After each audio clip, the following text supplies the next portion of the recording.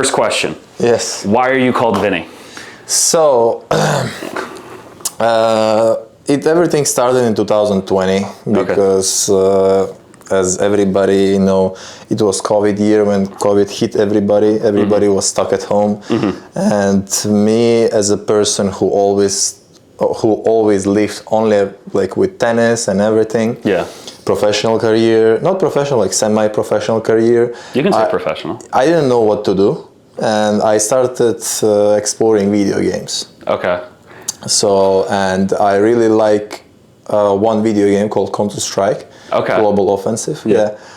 And you know, when you start to play a game, it's very dumb to put your name in it. Like you need to create your nickname. Yeah. And I remember that like before I started to play, 2 weeks prior that I watched Godfather 3, and I love this. Yeah, and there is let's say there is a person.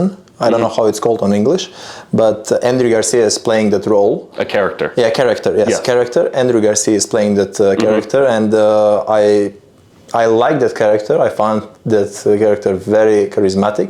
Okay. And his name in the movie was Vincente Mancini. Okay. So very good pronunciation, by the way. Yes, and Vincente is, you know, a little bit too long. You know, but it doesn't sound nice. Okay.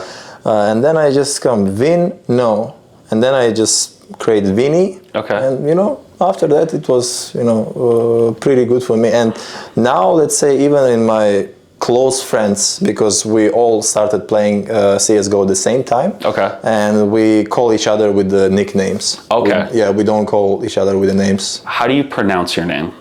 Jurabek Karimov. Jurabek Karimov. Jurabek Karimov. Karimov. Yes. Okay.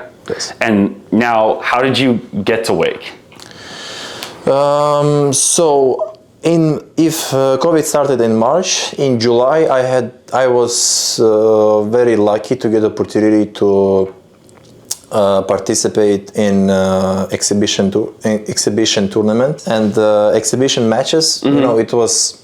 Let's say one event was in California and one event was in Florida, because those two states regulations were like you know very good, like good enough to hold those kind of tournaments. And I went to California, so I was playing a tournament there, playing matches, and then one of my friends I was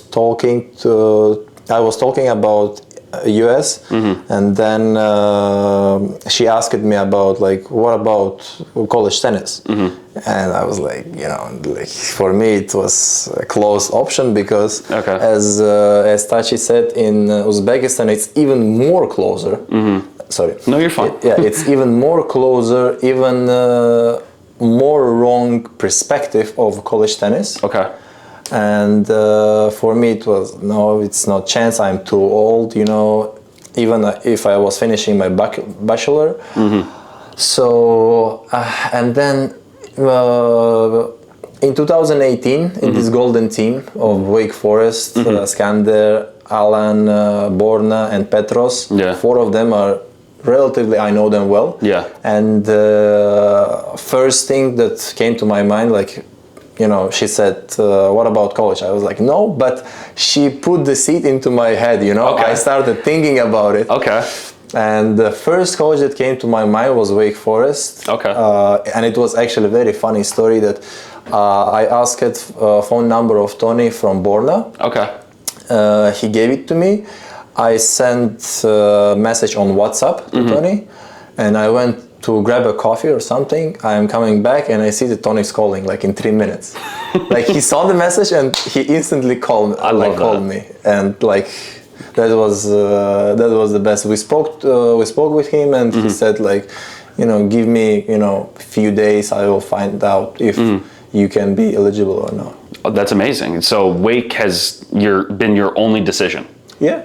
What, it didn't just picked and right then and there? Did you have any other offers, or you just talked to Tony and settled on Wake? When I was young, I had a relatively successful junior career, and when I was 16, one college head coach, I don't remember which team. He texted me like, "Do you interested in doing college?" I said, "No, sorry, I want to go pro." Okay. And then he started texting me like every week. You know, it was very annoying from his side.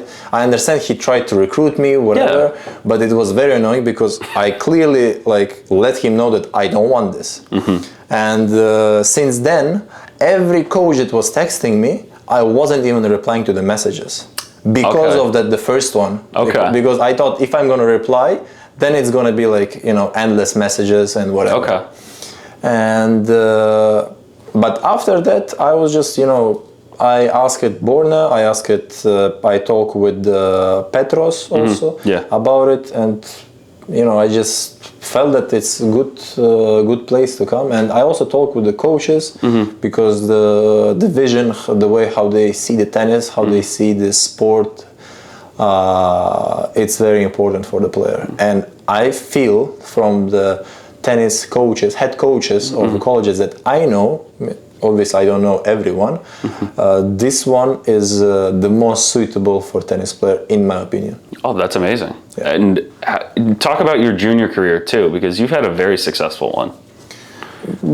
Yeah, like pretty successful. I was in the final of Grand Slam. In Australia, but besides that, I mean, third round of French. I never won a match actually in US Open. A main draw, never. You made a final of Australia. It's still.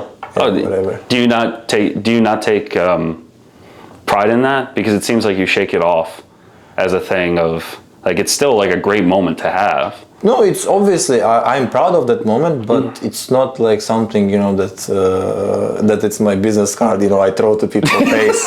So here I was a junior Australian Open finalist. You know, it's like I don't really like to say and to brag about it or boast about it. Take a credit about it and you know, to remind people. For me, in our culture, it's one of the worst things. It's okay.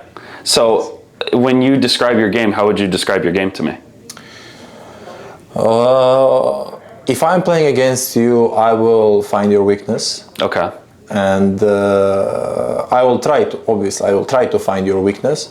And if I find it, I will just, you know, try to play around it. And I mean, what else? Like, what's your strength? My strength, my brain. I would say my brain. How so?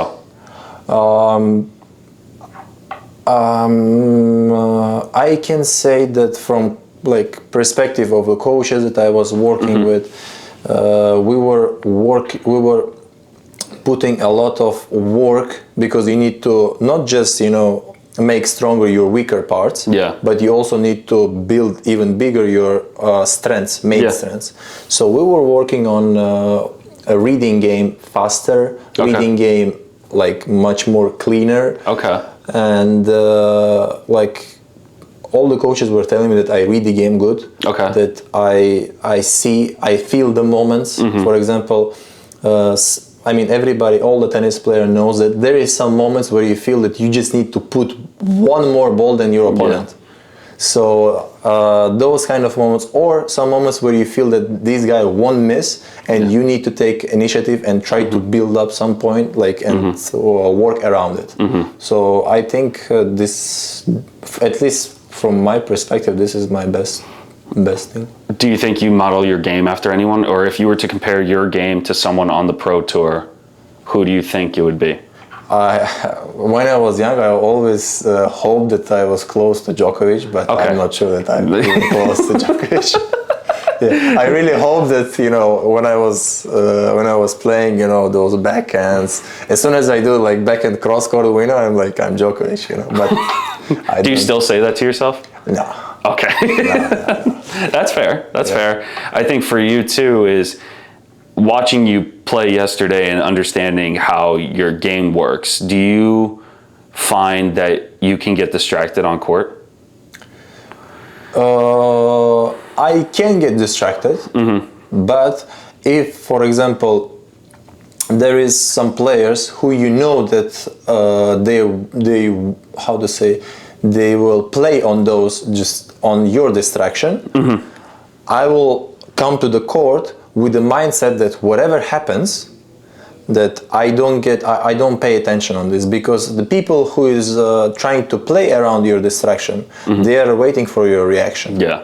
It can be anything. It can be like, you know, your laugh, your smile, or whatever, or your complainings. Yesterday I had one moment when I was complaining, but besides that, we with the coaches, we worked very well before the match. We prepared for the match very well, because they told me some information about that guy, and it's actually helped me to, you know, to come to the court prepared that whatever happens, any of your reaction will help him. So why would you like to help him? Because this is one of his biggest strengths. Okay, I like that. And I understand now why you said your brain is your strength, because you seem like you break it down. You break down a lot of things very quickly and very well. Yeah, but I would also say that this is, you know, also a good thing, but also a bad thing. Because do you overthink? Of course. Of course. Yes. You think a smile can distract you?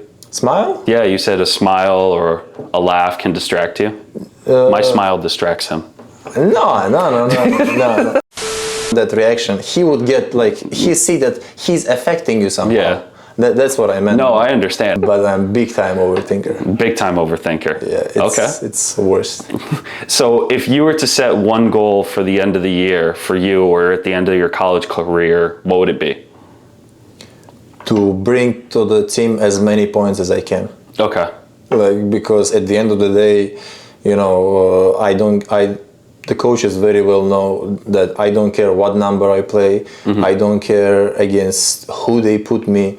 For me, the number one thing is to be the most beneficial for the team, because this team is providing us, you know, everything that I mean, the university is providing us, and this is some sort of my way of appreciating this. I don't know how to explain that correctly. No. It's like you're contributing to it the most that you can. Right? Yeah. Like, if coaches will tell me, like, you know, Vinny, you stay off court, you're gonna cheer, I will do my best to cheer. If coaches decide that, I, you know, fully trust to what coach's decision, because Tony for sure knows what he's doing. Awesome. Thank you, man. I appreciate that, Vinny. Thank you.